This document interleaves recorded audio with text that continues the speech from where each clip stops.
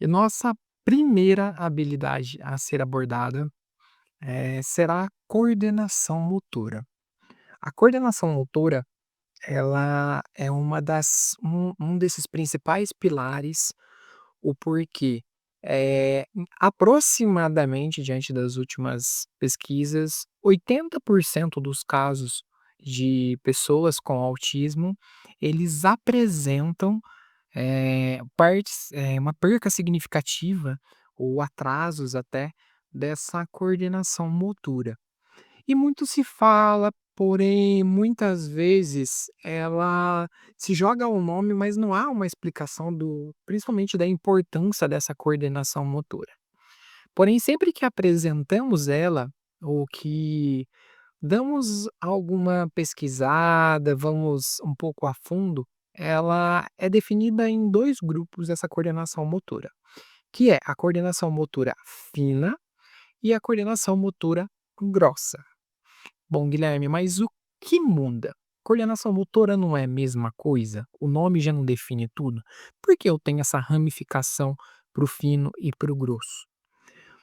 Pessoal, é o seguinte, a coordenação motora, ela realmente é a mesma coisa, independente se fina ou grossa. O que vai mudar na realidade é apenas o conjunto muscular executivo. Eu quero que vocês entendam que quando fazemos movimentos precisos, movimentos menores, nós usamos o quê? Um conjunto menor de musculatura, de organização motora para realizar esse movimento. Então isso realmente é o que mais difere e que faz com que as explicações sejam um pouco separadas, porém ambas exigem a mesma questão, perfeito? Então, dentro da coordenação motora fina, que há a ausência desse movimento mais preciso, movimentos menores. Um dos comportamentos que mais vemos, os professores aplicando, os terapeutas, é o movimento da pinça, manuseio de lápis, então é toda essa estruturação, principalmente de dedos, mãos, então não há um conjunto tão grande que seja necessário para esse processo executivo. É claro que, quando fazemos um movimento, não é só isso aqui que está sendo usado, não é só esse movimento aqui pontual, que ele simplesmente faz e pronto. Há todo um esquema por trás desse movimento, que é toda a nossa organização, do nosso cérebro em relação ao processo executivo. Então, há um pensar, do pensar a gente transmite para o executar, e você se organiza em relação ao movimento.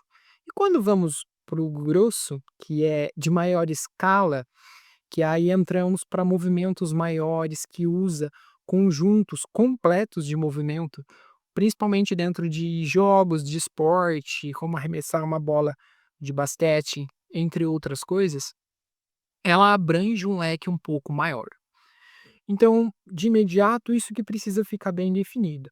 Então, coordenação motora, ela se dá o trabalho de forma semelhante, porém processos mais organizados, movimentos menores e movimentos mais amplos, que exigem mais musculaturas. E quanto mais musculatura exige, também maior é a dificuldade em relação a esse movimento. Quando pensamos em um movimento preciso, não é simplesmente fazer isso aqui. Quando fazemos esse movimento, o que que acontece? Nós temos toda uma organização e um planejamento para esse movimento, e principalmente para que ele seja funcional. Ah, eu quero pegar um copo para que eu possa beber água. Há o quê? Eu penso no que eu quero fazer, mando essas informações para o meu corpo, pego uma orientação espacial, vejo onde está, me locomovo, faço as funções necessárias e tomo esse copo de água. Então eu preciso o quê? Que a minha cabeça, o meu corpo estejam alinhados para esse processo executivo. Eu preciso ter uma sintonia. Então essa coordenação motora, ela vai resultar, de certa forma, numa melhoria nas suas funcionalidades.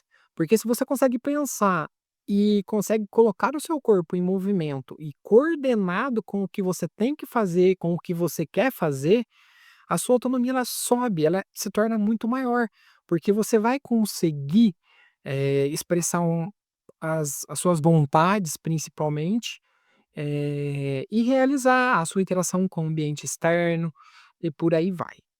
E agora vamos fazer uma breve, atividade aqui em relação à criação desses movimentos. Bom, se eu disse e separados principalmente no grupo de coordenação motora fina e posterior coordenação motora grossa, para que as nossas atividades sejam melhor apontadas, perfeito? Então vamos lá. Se a manipulação motora fina, ela exige um movimento mais preciso, uma questão mais pontual, mais organizada, mais detalhada, um certo nível de dificuldade por causa dessa questão de ser movimentos mais finos realmente. Então o que que eu posso estar fazendo em relação a isso? Vamos lá. Manipulação de objetos vai ser algo super bacana para estar se estimulando, como manusear cardaço, brinquedos, questões de dobradura, é algo super bem-vindo também. Algo que é muito acolhido, que eles gostam muito também, as crianças, jogos e brincadeiras de empilhar objetos. Tem aquele jogo Jenga, tem outros objetos de blocos, entre outras coisas, que tem essa precisão do movimento, um em cima do outro, algo mais detalhado, que se torna muito legal também. Temos também jogos de encaixar, como por exemplo e pareamento também, como por exemplo, eh, a maioria já deve ter visto aquelas caixas que tem o formato de estrela, círculo, bolinha, triângulo, por aí vai. Que você pega o objeto que tem esse formato, você faz o pareamento e coloca, ele encaixa ali dentro. Então ali está tendo também essa estruturação psicológica, mental, de que pegar o objeto que vai se associar ao outro e fazer a ligação. Isso um material melhor elaborado. Porém, nada nos impede de fazer isso de 1000 formas diferentes, como simplesmente, vamos lá, o manuseio de bolinha de gude, a gente brincar de empurrar até um lugar específico, brincar com elas de forma livre também. Esse pareamento, é feito de recorte de papel para estar associando cores, formatos e por aí vai, realmente é um leque muito grande. O recorte, que ele já faz esse movimento com a precisão e ainda mais por ter um objetivo que seja um traçado, entre outras coisas também. Gostaria de ressaltar também um jogo muito tradicional que todo mundo conhece, que é o quebra-cabeça. O quebra-cabeça, ele vai estar passando muita informação. Por quê? Você vai ter que identificar a peça que encaixa juntamente com o apoio da imagem. Então, não só o formato da peça, mas esse apoio visual da imagem ali presente vai estar ajudando também. Então, é um trabalho de manipulação fina, que também vai exigir o quê? Ele pensar: bom, eu estou construindo um desenho, eu tenho que conseguir encaixar a peça, mas não é qualquer peça, tenha precisa para que seja colocada ali. Jogos de colorir também, e aí a gente pode estar usando de diversas tinta, guache, lápis, giz de cera, e uma diversidade muito grande também, e principalmente usando a individualidade, aquilo que mais gosta, que tem mais facilidade, mas também não limitando ao que tem facilidade, aos poucos tá inserindo outros materiais e outras coisas que também são interessantes, são funcionais, porém não é tão bem recebido, mas sempre de forma gradual, e por aí vai. Então, realmente, o objetivo é esse, é essa manipulação de pequenos objetos e, principalmente, a associação, que esses objetos não sejam ali jogados livremente, mas que eles tenham um fundamento. Ó, eu quero que você enfileire 5 blocos aqui, 4 blocos aqui. Vamos lá, enfileira, coloca, alguns objetivos dentro desse manuseio, perfeito? Então ficamos assim, acredito que ficou bem definido essa questão da coordenação motora fina, e vamos passar agora para a coordenação motora grossa. Agora um pouco mais complexo, porque vai envolver o quê? Mais movimentos. É um movimento que é um momento, principalmente, que a gente principalmente sai de mesa, sai de sofá, é um momento que a gente geralmente vai para ambientes externos, que é de maior movimento.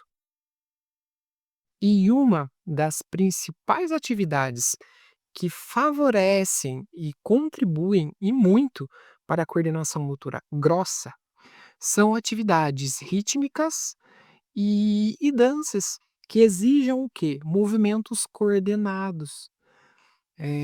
Então vamos lá, dentro de uma música que ele gosta, há uma coreografia? Pode desenvolver isso com ele. Uma amarelinha tem a questão da numeração, cada número você tem um movimento preciso para se fazer. Então é todo esse manuseio em aspecto amplo. Toda essa movimentação e principalmente, como eu disse na coordenação motora fina, o enredo de ter uma função por trás de tudo ali. Não é simplesmente ela fazer o movimento, mas ela ter uma função, algo que antecede e que também tem algo posterior. Uma outra atividade que eu gosto muito de fazer, que ela também contribui com outras habilidades, é entrar dentro de um bambolê, tirar ele por cima, tirar ele por baixo, colocar em uma só das pernas e por aí vai. O objetivo principal é o quê? Pegar um objeto e dar o máximo de funcionalidade para ele. O máximo, o máximo. Então, com um bambolê, a regra não é ter muitos materiais, mas sim a gente ter criatividade para explorar esse objeto ao máximo. Então, com o exemplo do bambolê, eu consigo fazer a manipulação dele por diversas partes do nosso corpo. Eu consigo demarcar lugares no chão para levar objeto, pegar objeto, jogar objeto, pular dentro, eh, usar ele como uma limitação também de espaço. E por aí vai. Passar por dentro, fazer um obstáculo que tenha que passar dentro de 2, 3, 4 bambolês, e por aí vai. O arremesso de bola, principalmente, entre outros objetos, também é super bem-vindo. E a música, essa atividade rítmica, ela exige o quê? O momento preciso da música que tem que responder com tal movimento corporal. Então a gente está tendo aquela orientação de uma funcionalidade mais a ação. Então, nós estamos coordenando o nosso corpo em relação a algo. Há uma organização corporal que seja executiva, né, no processo de ação e que tenha um objetivo. E essa é a pegada, essa é a chave de tudo. E essa questão que eu falei das músicas, existem coreografias que são muito simples, principalmente nessa nossa época de de TikTok da vida, que tem dancinhas, entre outras coisas, por que não? A única coisa que não podemos fazer é restringir para uma única coisa. Não, é a única coisa que a gente não pode fazer, ficar focado só naquela dança, só naquele brinquedo. Aí não, nós precisamos estimular o máximo possível e com a maior diversidade que tiver. Então, podemos sim usar dessas ferramentas, desses instrumentos, porém não podemos nos limitar a eles. A criança precisa saber o que é uma peteca, saber jogar bola, precisa brincar de bolinha de gude, e por aí vai. Ter realmente esse contato, perfeito? Então, dentro da habilidade de coordenação motora, é o princípio necessário para nossa aplicação. Nós precisamos colocar o movimento, seja ele o fino ou grosso, funcionalidades. Precisamos que o movimento seja coordenado.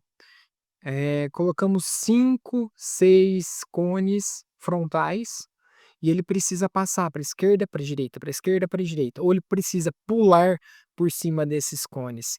O objeto não está somente ali, ele precisa se organizar e se coordenar em relação ao movimento que ele precisa fazer de acordo com o objeto. E isso dentro de uma atividade, mas nos ambientes externos, temos todas as funções do dia a dia necessitam dessa organização.